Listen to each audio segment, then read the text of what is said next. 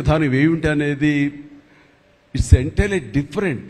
25 సంవత్సరాల పాటు నువ్వు అనుకున్న విధంగా, నువ్వు అనుకున్న క్యారెక్టర్స్ తోటి, నువ్వు అనుకున్న కంటెంట్ తోటి 10 సినిమాల కంటే ఎక్కువ చేయకపోయినా సరే ఒక్కొక్కడు ఒక ఆణిముత్యంలాగా చేసుకుంటూ ప్రజల గుండెలో, ప్రేక్షకుల గుండెలో ఒక సుస్థిరమైన స్థానం ఏర్పరచుకున్నావు.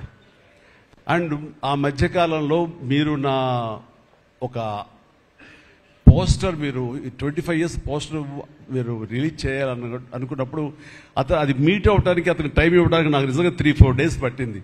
అంత పంతం, అంత పట్టింపు ఏంటి నేనంటే, సార్ మీకు గుర్తుందో లేదో, మీ 88లో మీ సినిమా స్టేట్ రౌడీ షూటింగ్ ఈ రోడ్ల మీద జరుగుతున్నప్పుడు నేను ఫస్ట్ టైం మిమ్మల్ని చూశాను. నేను ప్రేమించే మనిషి నా ఎదురుగా ఉన్నాడు, కలిస్తే బాగుండు అనుకుంటే పోలీసులు ఎవరు రాని పరిస్థితి. కానీ మీరు ఎందుకు నన్ను చూసి ఇట్లా అని పిలిచారు, నన్ను ఒక్కడనే పిలిచారు, నేనే మీ దగ్గరకు వచ్చాను.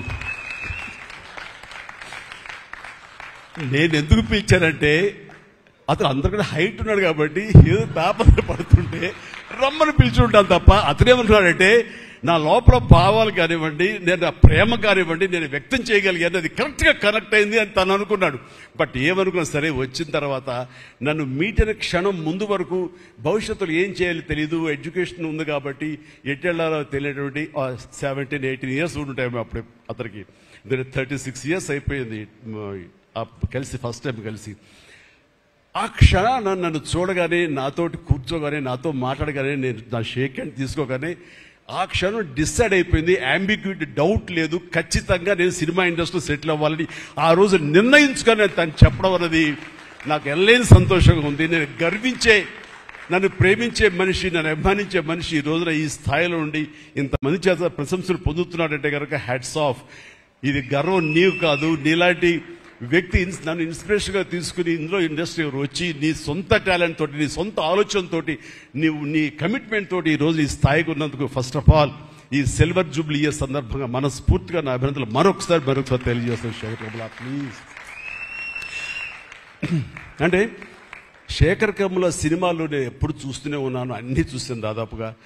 అది వాస్తవానికి, నిజానికి చాలా దగ్గరగా అనిపిస్తాయి. అంటే తన ఫస్ట్ పిక్చర్ చూస్తుంటే ఆ క్యారెక్టర్స్ ఆనందం, రూప, వీళ్ళు ఎలాగ ఉన్నారు, ఇంకా ఉండుంటారు కదా అని ఆ క్యారెక్టర్స్ కనబడే తప్ప ఆ యాక్టర్లు కనపడరు. వాళ్ళ తర్వాత చేసే సినిమాలు మనకు గుర్తుకు రావు, దీంతో కనెక్ట్ అవ్వదు.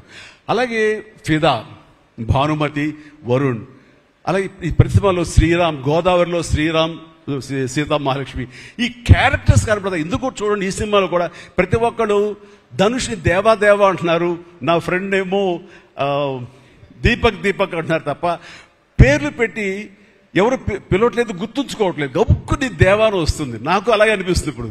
అంటే క్యారెక్టర్ని అంతగా ప్రొజెక్ట్ చేస్తారు, ఇంతకంటే బెస్ట్ ఎగ్జాంపుల్ లేదు. ఎప్పుడో చూసి సినిమాలకి ఆ క్యారెక్టర్స్ పేరు, నా సినిమాలో నా క్యారెక్టర్స్ నాకు పేరు గుర్తుండవు నాకు.